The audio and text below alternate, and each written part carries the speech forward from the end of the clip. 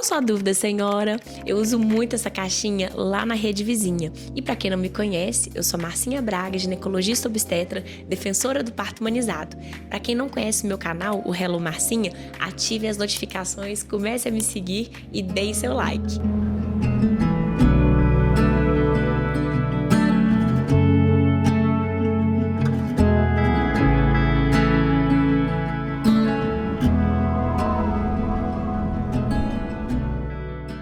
Hoje eu vou abrir um quadro aqui no canal com vocês que é sobre as principais dúvidas das gestantes, para poder responder aqui para vocês até com mais tempo. A primeira delas é: normal aborto espontâneo? Embrião não evoluiu com 5 semanas.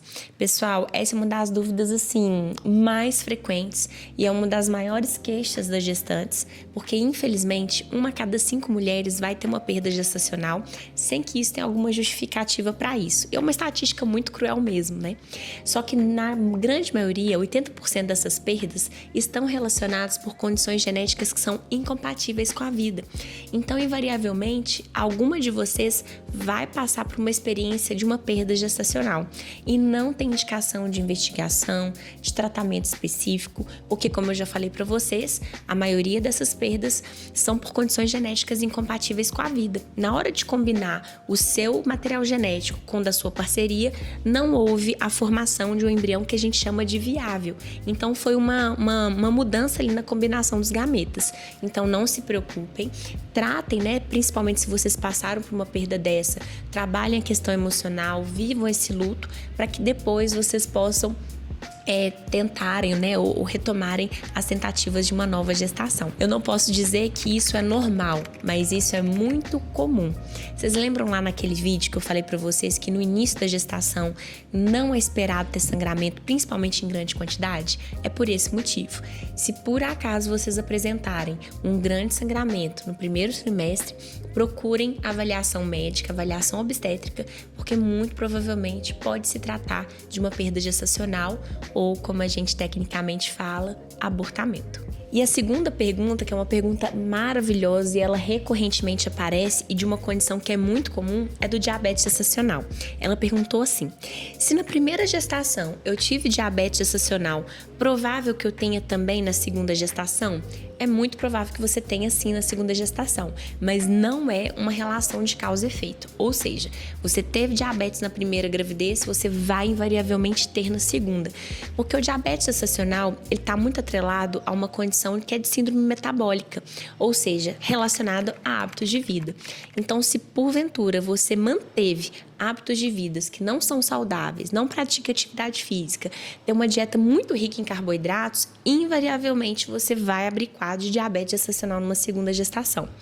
Se você tiver a oportunidade de se preparar para essa segunda gravidez, é muito legal, ainda na consulta pré-concepcional, você fazer um rastreio para pré-diabetes, para o diabetes mesmo, porque se por acaso fechar quadros de pré-diabetes, é importantíssimo que você estabilize esses sintomas, seja através de medidas farmacológicas ou comportamentais, para que você adentre a gravidez sem ter essa condição.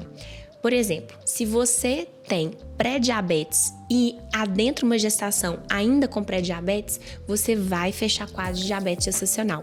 E o diabetes gestacional, ele aumenta alguns riscos, não só para você, mas também para o seu bebezinho. O risco para você está muito atrelado ao fato de você aumentar o seu risco de desenvolver uma diabetes mesmo, tipo 2, que aí não tem cura, somente tratamento.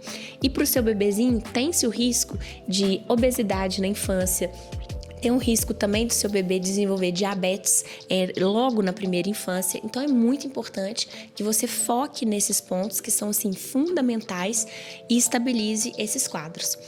Eu já tive pacientes que numa primeira gestação teve diabetes gestacional e isso foi um convite à mudança de hábitos. Então, logo nessa gestação do diabetes, já mudou totalmente assim, a conduta frente à alimentação, atividade física.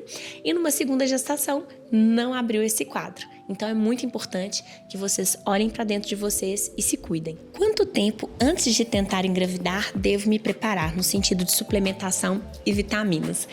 Que bom que você vai conseguir se planejar para uma gravidez, porque a maioria das mulheres, infelizmente, descobrem a gravidez, elas não estavam nem tentando essa gestação.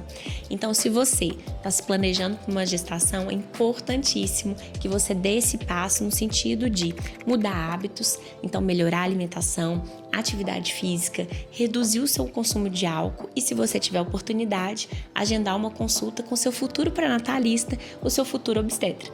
Porque é importante que já logo de cara você já tenha contato com aquela pessoa que vai te acompanhar depois ali para os próximos meses, para o parto e ali para o pós-parto também. Então, nesse momento pré-concepcional, é muito importante então que você busque por esse profissional e inicie algumas suplementações. Basicamente, a principal de todas e a única que de fato tem evidência é a suplementação com ácido fólico. O ácido fólico, ele iniciado 3 meses antes de iniciar as tentativas e mantido até 12 semanas de gestação, ele tem um benefício de prevenir distúrbios do fechamento do tubo neural do seu futuro bebezinho, que nada mais é do que o sistema nervoso central do seu bebê. Então, entre com a suplementação com ácido fólico, não tem importância se for ácido fólico ou folato na forma ativa, não tem evidência de superioridade de um em relação ao outro. Mantém até 12 semanas e depois entra com uma suplementação mais completa na gestação. Além disso, é interessante que você faça alguns exames de rastreios sorológicos, tanto para IST, tanto para toxoplasmose, rubéola, citomegalovírus, atualize seu calendário vacinal, principalmente para vacina de hepatite B, para vacina de influenza, para do Covid, para da rubéola, se por acaso você ainda não é imunizada, ou se mesmo que você já seja imunizada, o seu título de anticorpos esteja baixo, e também ter um cuidado muito importante com a alimentação. 36 anos, aborto espontâneo após a curetagem. Quando posso tentar novamente? Pessoal, o aborto espontâneo é aquele que acontece, de repente você apresenta um sangramento e isso evolui com a perda gestacional. Existe um outro tipo de aborto que chama aborto retido, que é quando nada acontece, você não tem o sangramento e quando você vai fazer ultrassom, é identificado que o embriãozinho não se desenvolveu ou às vezes nem tem embrião. No caso dessa moça, como ela teve um aborto espontâneo, muito provavelmente ela começou com sangramento e sozinho o corpo dela expulsou essa gestação logo no primeiro trimestre. Não existe, assim, necessariamente um tempo mínimo nem máximo de retomar as tentativas. Do ponto de vista físico, a gente recomenda pelo menos uns 30 dias até se recuperar do sangramento para que o colo consiga fechar e não aumente o risco de infecção. Então, a gente também tem que certificar que esse abortamento, essa perda gestacional, evoluiu por completo. Então, é interessante, inclusive, no caso dessa moça, ela fazer um ultrassom para confirmar que saiu tudo. E do ponto de vista emocional, não existe, então, um prazo mínimo para iniciar essas tentativas. Vocês não podem esquecer que vocês estão vivendo um processo de luto, de uma perda como qualquer outra. É como se você tivesse perdido um ente muito querido da família. Então, trabalhe essa perda do ponto de vista emocional, do ponto de vista espiritual, para que depois você consiga retomar essas tentativas. Então, você tem que olhar para dentro de você, ver se é o momento certo, porque não adianta você retomar as tentativas se o seu coração está angustiado, se a sua cabeça está lá naquela sua primeira perda.